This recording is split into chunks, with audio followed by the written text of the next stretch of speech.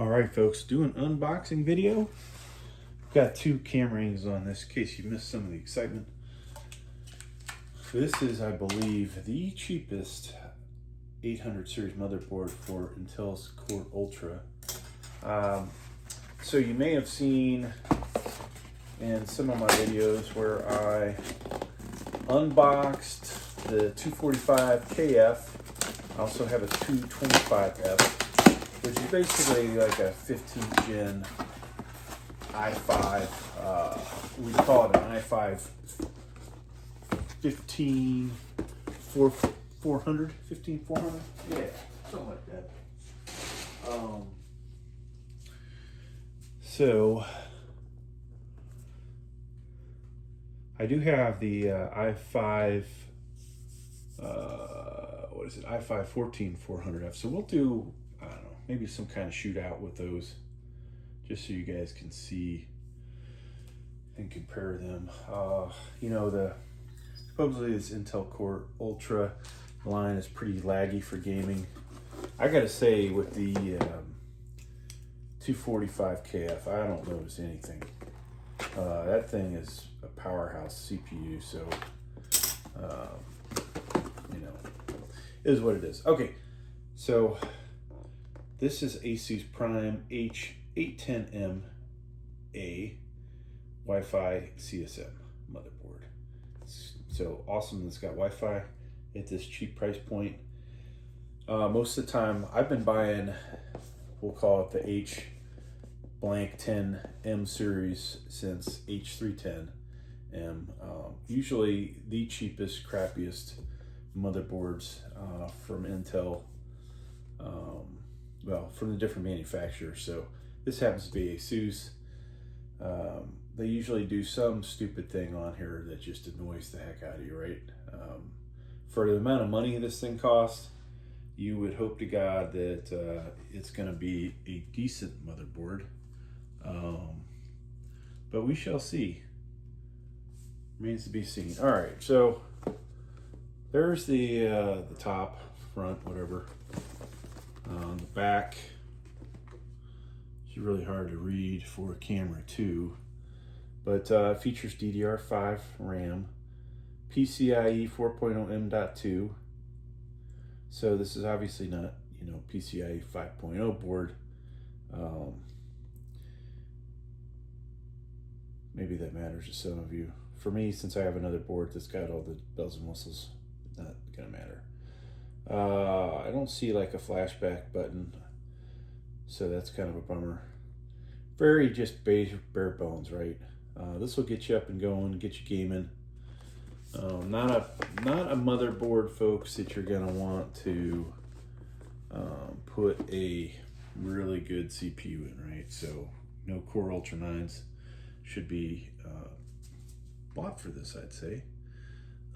So let's go ahead and get it open now. This is, you know, sticking with the cheapest, crappiest CPUs, but really, what does that lead you with? Pretty much a 225F, right? Because what else out there is crappier than that on this line? And it might not be that bad a CPU. We'll find out. I'm going to get all this stuff out of the box, and then we shall look at it. Okay, just pile it on top of the motherboard. Not the smartest thing to do. Some kind of control center card here. Not very exciting. So unlike Gigabyte, they actually give you an actual manual, folks.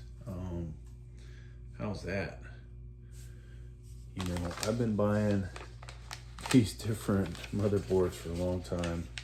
Gigabyte's really got cheap on the stuff they include. So we'll keep this out because guess what? It actually says what is on this motherboard. And if I can find my glasses, folks, I'll be able to do a better job for you all. All right, so we got our antennas for Wi-Fi. Not super exciting. USBs. Oh, excuse me, two SATA cables in here. And then, if you know me, folks, you know I hate these I/O shields. That'll stay basically in the baggie.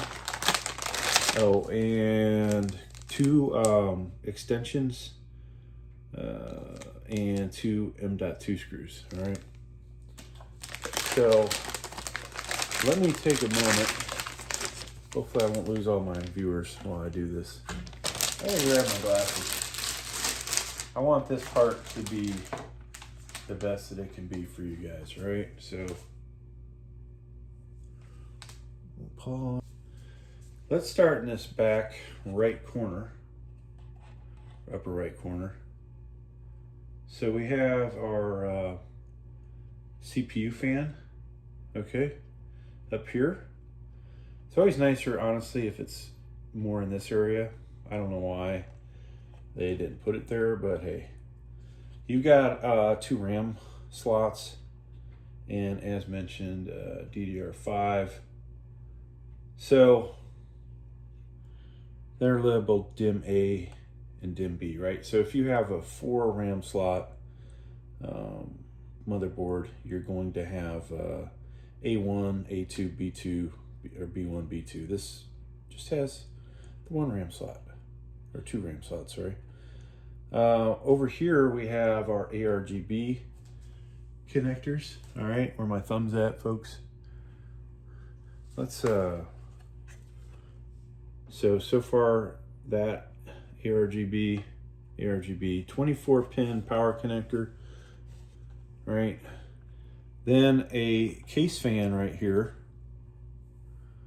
We've got if your case has USB 3.0, 3.2, maybe even, I don't know if there's anything higher than that these days.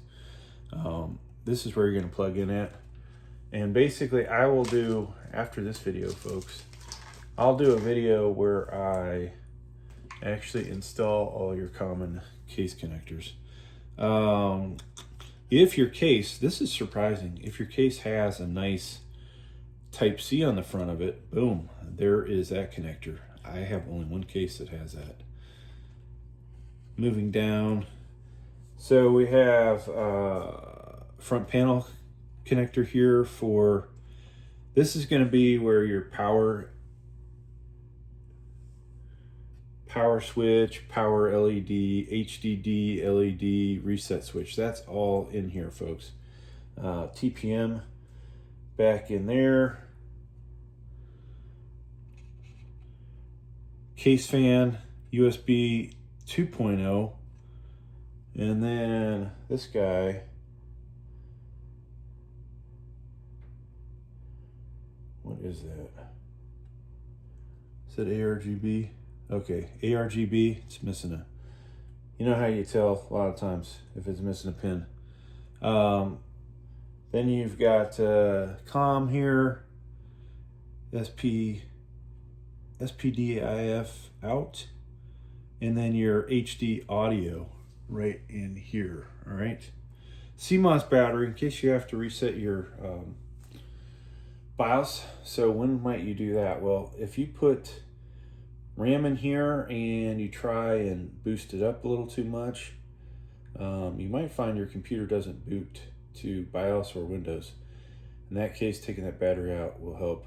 Cheap motherboards like this, folks, don't have BIOS reset switches. They don't have BIOS flashback.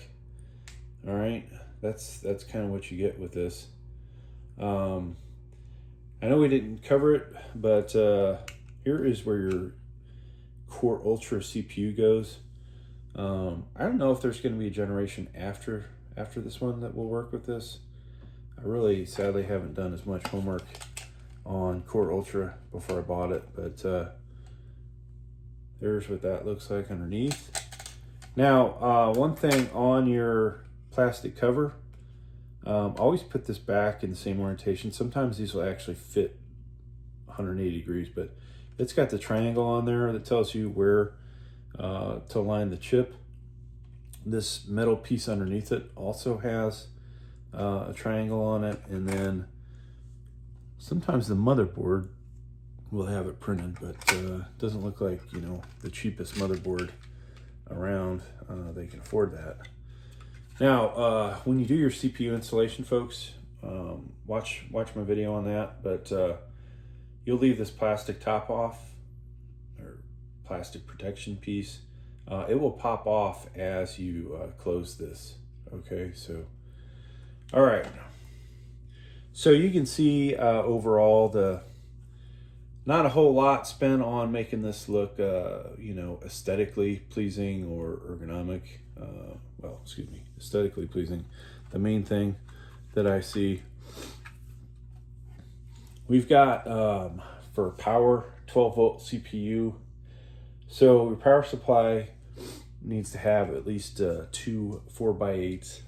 It'll probably run this weak motherboard on one, but you should have 2 2x4 CPU power connectors.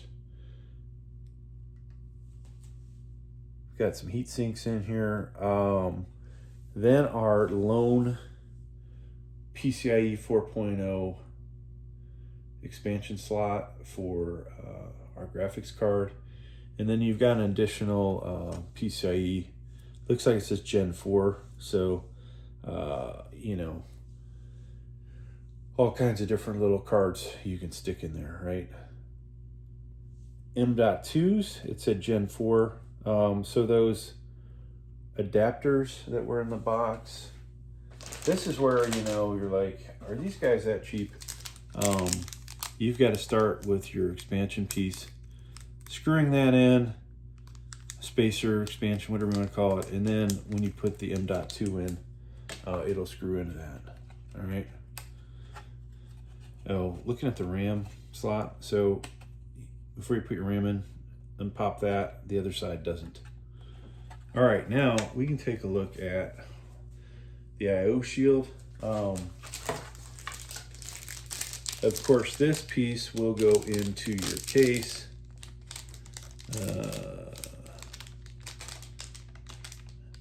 Something like so.